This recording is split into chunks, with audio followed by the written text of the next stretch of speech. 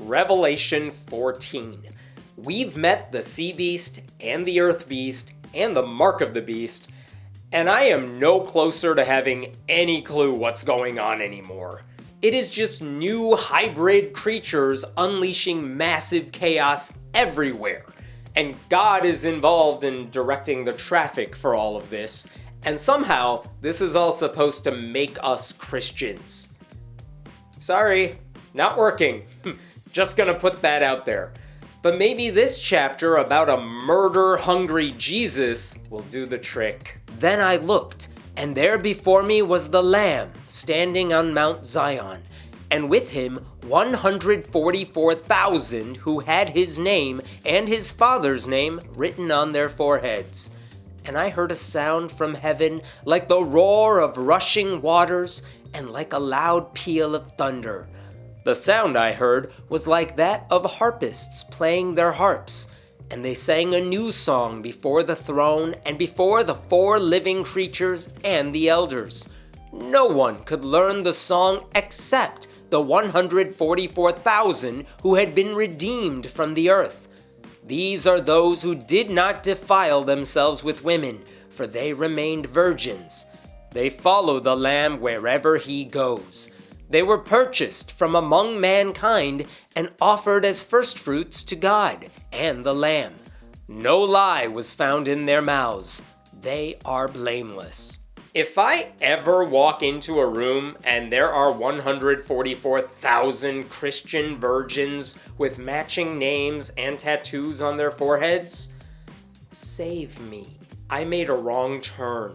I meant to press the down button, and I promise you that the harp song wasn't worth knowing. I don't know what the song was, but I am okay skipping it. Are the 144,000 virgins aware that they are not allowed to get it on with women? Because I'm pretty sure that's a new rule that now excludes all the married men and very curious women. Actually, you know which people have not defiled themselves with women?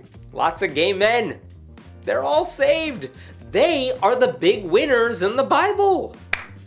Nice job, my gays. I suppose I should mention that the word virgin here could mean guys who were not virgins, but just avoided sex in order to be pure for battle in a holy war.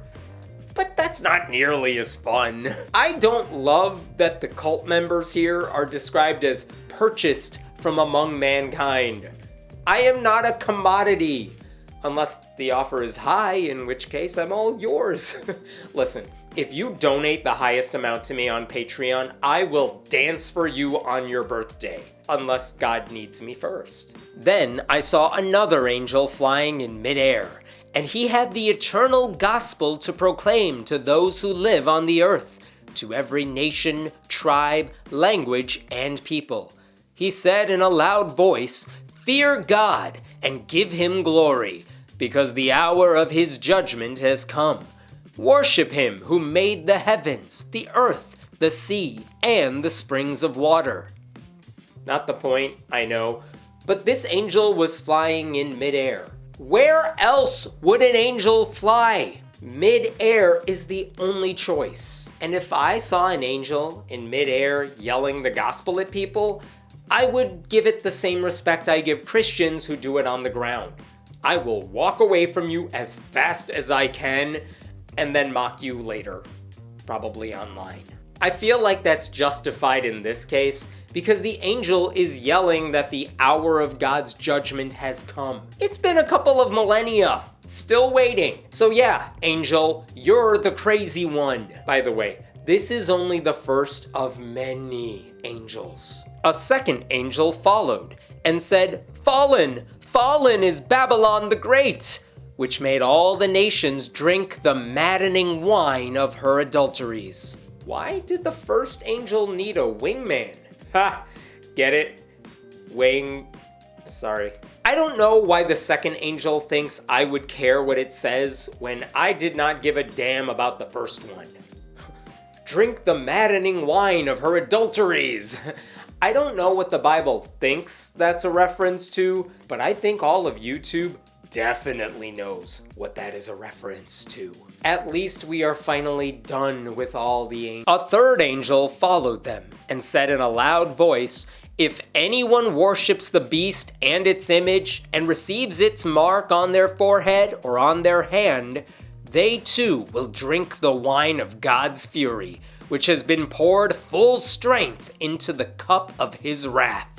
They will be tormented with burning sulfur in the presence of the holy angels and of the Lamb, and the smoke of their torment will rise forever and ever.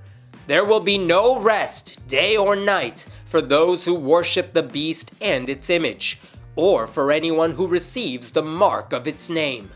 This calls for patient endurance on the part of the people of God who keep his commands and remain faithful to Jesus. Didn't everyone left behind get the mark on their forehead? Who doesn't have it yet? Who has gone through all this torture and destruction and still stayed true to God? There can't be that many people left. And even if you didn't want the mark of the beast, I thought it was forced upon you if you wanted food or other necessities. So either Satan's gonna be mad at us, or God is. Damned if you do. You know the rest. This says there will be no rest for the wicked, but we've already gotten a glimpse of heaven, and it's full of eyeball creatures and trumpets and harpists. How is that restful? Then I heard a voice from heaven say, "Write this, blessed are the dead who die in the Lord from now on. Yes, says the Spirit, they will rest from their labor, for their deeds will follow them." This is cult rhetoric. Blessed are those who die for the cause. We will praise them. Don't listen to anyone who talks like that. But look at that. These people are finally being judged for their deeds and not just their faith. Take that, evangelicals.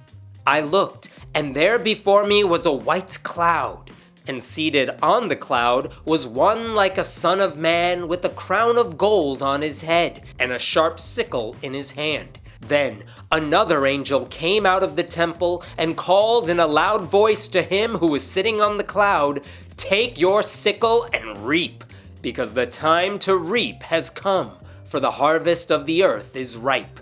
So he who was seated on the cloud swung his sickle over the earth, and the earth was harvested. I think Jesus just murdered mankind with a sickle. Another angel came out of the temple in heaven, and he too had a sharp sickle. Still, another angel, who had charge of the fire, came from the altar and called in a loud voice to him who had the sharp sickle, "Take your sharp sickle and gather the clusters of grapes from the earth's vine, because its grapes are ripe." The angel swung his sickle on the earth, gathered its grapes, and threw them into the great winepress of God's wrath. They were trampled in the winepress outside the city, and blood flowed out of the press, rising as high as the horses' bridles for a distance of 1,600 stadia. Yup, Jesus definitely just murdered all of humanity. And then our bodies were thrown into a wine press to squeeze out our blood. And there was a lot of blood. 1,600 stadia is about 180 miles of blood. And I thought flooding the ground with quails back in Numbers was a lot. Actually, let's do some quick math here, inspired by Steve Wells of the Skeptic's Annotated Bible. If 1,600 stadia is about 296 kilometers, and a horse's bridle is about 1.5 meters high, and we assume the bloodbath is circular with the same 296 kilometer diameter, then it would have a total volume of about 1.03 times 10 to the 11th liters. And if humans have about 5 liters of blood, that is about 20.644 billion people. I don't think God has that many people available to murder. Even if the math here is off by like several billion people, this doesn't make any sense. Also, I don't love being compared to grapes. But kudos to the Bible for really clinging to that metaphor as far as it would go. So here's where we're at. Everyone is dead. Everyone's body no longer has any fluid left. God hates us. Satan couldn't save us. All the angels and beasts are just doing their thing, and we're still not done with this book. I don't know where else there is to go, but the narrator still seems to be alive, for now.